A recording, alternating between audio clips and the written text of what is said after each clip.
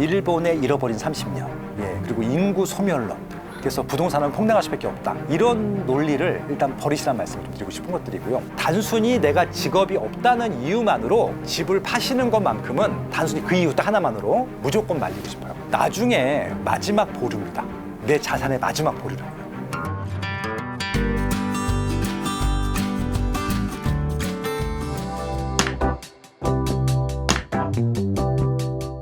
이게 시니어 분들은요, 그러니까 집을 제가 팔지 말라고 하는 말씀 이유가 그런 이유거든요. 지금 주식시장이 워낙 좋다 보니까 모든 뉴스가 다 주식 뉴스거든요. 부동산이 지금 이슈가 거의 없어요. 근데 저는 이거는 어찌 보면 의도적으로 그렇게 하고 있다는 생각이 듭니다.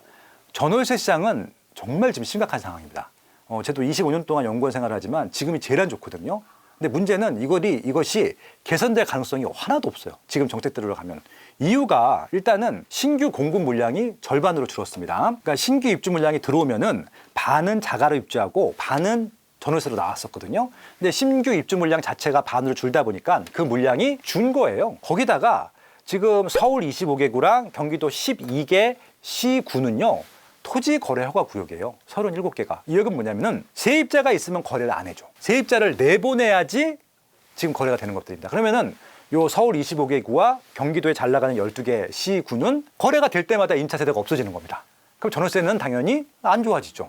전세 가격이 계속 올라가고 있습니다. 근데 통계를 보시는 분들은 잘 보시면 아시겠지만 생각보다 다 오르긴 해요. 오르긴 하는데 많이 안 오른 거예요. 왜 그랬을까요? 생각보다 이 심각한데. 지금은 전세보다 월세가 월등히 많거든요. 그러니까 우리가 옛날에 전세 지수를 볼 때는 임차가 10개가 있으면 8개가 전세고 2개가 월세였단 말이죠. 그럼 전세 시세만 보면 됐었는데 지금은 10개 중에 6개 이상이 월세예요. 월세가 더 많죠. 그럼 월세만 예를 들어볼게요.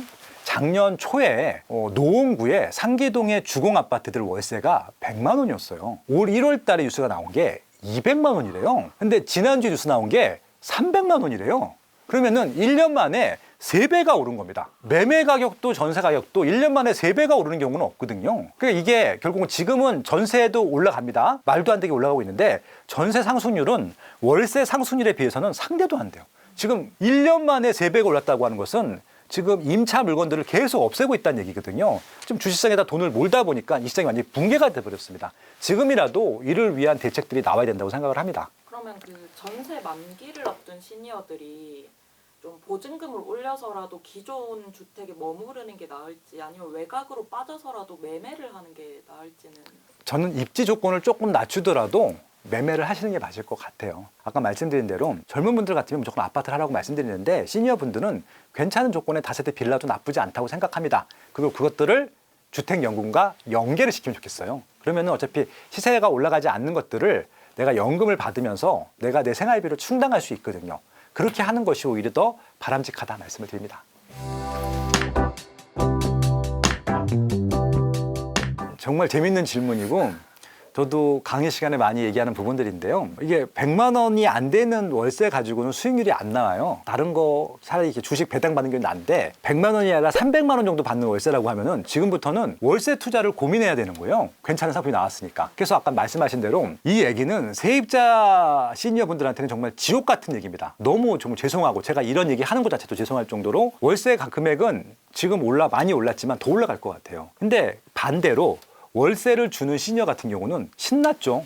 주택연금을 갈 필요도 없어요. 대출 없이 집을 한 채 갖고 있는 분들은요. 300만 원 받아가지고 또 연금 나오는 거 있을 거잖아요. 연금을 한 2, 300 받으면은 합치면은 한 600 되거든요. 이제 풍족하게 잘 살 수 있어요. 웬만한 젊은 사람 1년 연봉치가 1억짜리 연봉이랑 똑같은 것들이거든요. 그래서 지금 임대인 시니어 분들은 지금 아주 콧노래가 나올 것 같고요. 그걸로 종부세도 내고 세금도 내고 내가 쓸 거 다 쓸 수 있어. 해외여행도 갈 수 있고 그렇습니다. 근데 세입자 시니어 분들은 계속 밀려날 거예요. 개인적으로 너무 안타깝죠. 최근에 뉴스 중에 하나가 뭐냐면은 다세대 빌라까지 오른다는 기사가 있어요. 근데 다세대 빌라가 투자성이 높아서 오르는 것이 아니라 전세 월세 아파트가 없고 너무 비싸다 보니까 다세대 빌라에 전월세를 찾으러 갔는데 전월세가 없는 거예요. 근데 여기는 집값이 높진 않거든요. 그냥 사는 겁니다. 실거주를 위해서. 근데 저는 그거 말리고 싶거든요. 왜? 불편해요. 불편해서 정말 하실 거면은 좋은 상품들 하시라는 말씀을 드리고 싶은 것들이고 입지를 조금 낮추서라도 상품력을 조금 올리는 것들을 시니어 분들한테는 추천드립니다.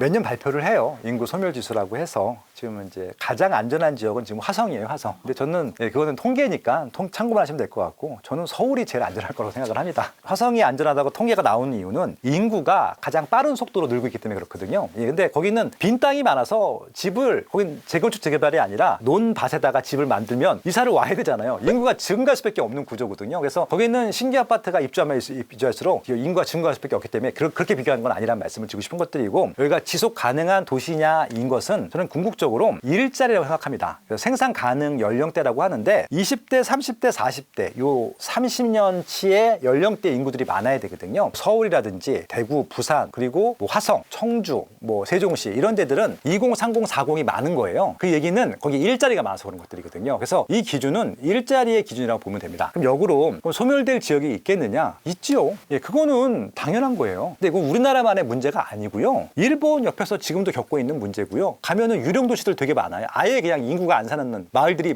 있거든요. 그럼 미국도 가보세요. 중간중간에 공도 진짜 많아요. 그거는 뭐 미국도 마찬가지고 일본도 마찬가지고 대만도 그래요. 대만도 인구 밀도가 되게 높은데 조금만 벗어나면은 빈집들이 있단 말이죠. 중국은 아예 개발하다가 멈춘 것들 되게 많아요. 그래서 이게 우리나라만의 문제는 아니니까 그게 뭐 마치 큰일 나는 것처럼 막 이렇게 폭락을 유도하는 식으로 막 하시는 분들이 있는데 그거는 전 세계적으로도 다 그렇게 진행이 되고 있는 것들이고 근데 이것들을 방지하기 위해서 인위적으로 뭔가 일자리를 분산시키거나 그러는 것이 좋겠느냐?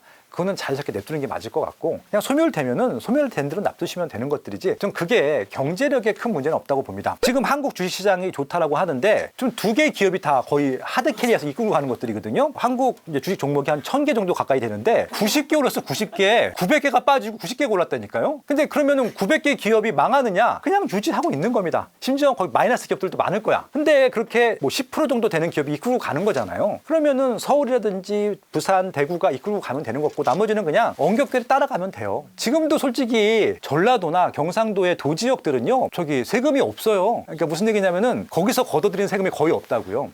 그러니까 예를 들어서 전라도에서 쓰는 돈 대부분은요 서울에서 종부세 걷은 돈으로 다 주는 거예요. 지금도 그런 관계로 구성이 되고 있어요. 그 인구가 증가하는 지역 중에 또 재밌는 지역 하나 있는 거 아세요? 전라남도 신안입니다. 거기는 거기 이사만 와도요 1년에 몇백을 줘요. 그래서 청년들 중에서 직업 없는 친구들 있죠. 거기서 자유활동합니다. 나라에서 돈 주니까. 거기는 태양광, 뭐 태양열 이런 것들을 나라에서 지원을 만들어서 그것들이 있는 조건으로 해서 이렇게 활성화하고 있는데 그런 지역들, 그러니까 지방은 수혜를 받는 거죠. 아무것도 하지 않아도 돈이 나오니까. 근데 서울은 그냥 일만 하는데 세금만 내요. 그러니까 그런 지역이 있고 그러니까 낙수효과잖아요. 그러니까 그건 자연스러운 것이라서 소멸되는 지역들이 나와요. 나오는 것들은 이미 선진국에서 수백 년 동안 지켜와 본 바이고요. 그것들을 너무 걱정하지 마시고 그냥 잘 나가는 지역들이 더 잘 나가길 기대하는 것도 좀 방법 중에 하나라고 생각을 합니다. 네. 이런 겁니다. 이제 두 가지. 그러니까 한 가지가 아니고 두 가지를 말씀드릴 텐데 하나는 정말 그 이론들이 있어요. 이론. 뭐 일본의 잃어버린 30년. 그리고 인구 소멸론. 그래서 부동산은 폭락할 수밖에 없다. 이런 논리를 일단 버리시라는 말씀을 좀 드리고 싶은 것들이고요. 이건 전 세계 다 똑같습니다. 심지어는 뭐 자본주의, 공산주의 다 똑같아. 북한도 그래. 심지어는 인기 있고 비싼 집들은 계속 더 비싸지고 있어요. 이거는 막을 수가 없는 거예요. 그래서 결국 뭐냐면은 내가 갖고 있는 자산 중에 부동산이 있는데 실거주 목적이면은 그냥 가져가시면 된다는 말씀이고요. 되도록이면은 시세가 올라갈 만한 것들을 가져가시라는 말씀을 좀 드리고 싶은 것들인데 단순히 내가 직업이 없다는 이유만으로 집을 파시는 것만큼은 단순히 그 이유 딱 하나만으로 무조건 말리고 싶어요. 나중에 마지막 보류입니다. 내 자산의 마지막 보류라고요. 그래서 주택연금을 받을 수도 있으니까 무조건 집을 파시는 것들보다는 한 번 더 고민해 보셔라 라고 제안을 드리고 싶습니다. 네. 그러면 완전한 판매가 그 매도가 아니라 매도 후에 다운사이징 하는 건 어떻게 생각하세요? 뭐 그거는 고려해 볼 만해요. 예를 들어서 안 오르는 주택들이 있어요. 구축의 아파트들인데 내가 50평대 사는데 애들 다 분가했어요. 그래서 나 혼자 살거나 아니면 부부끼리 살아요. 50평 청소하기도 불편하잖아요. 그래서 30평, 20평 다운사이징 하는 거. 전 강추예요. 이제 강추입니다. 그리고 내가 강남구 대치동에 살 필요가 없잖아요. 그러면 대치동이 비싸거든요. 그거 팔고 개포동이나 수서나 조금 떨어지는 강남구. 왜냐면 또 이분이 강남구 인프라에 젖어 있으면 딴 데 불편해서 못 살거든요. 그래서 강남구 내에서도 저는 이제 좀 이 급지를 낮춰가는 것들. 그런 것들도 저는 방법이라고 생각하고 있거든요. 그래서 표형대를 줄이는 것들, 그다음에 입지를 조금 줄여가는 것들은 가능한 방법이고 전 제일 중요한 게 돈에 쪼들리면 안 돼요.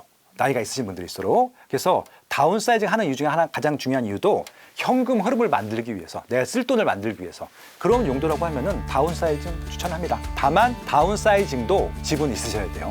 예, 임차로 가라는 얘기가 아닙니다. 네.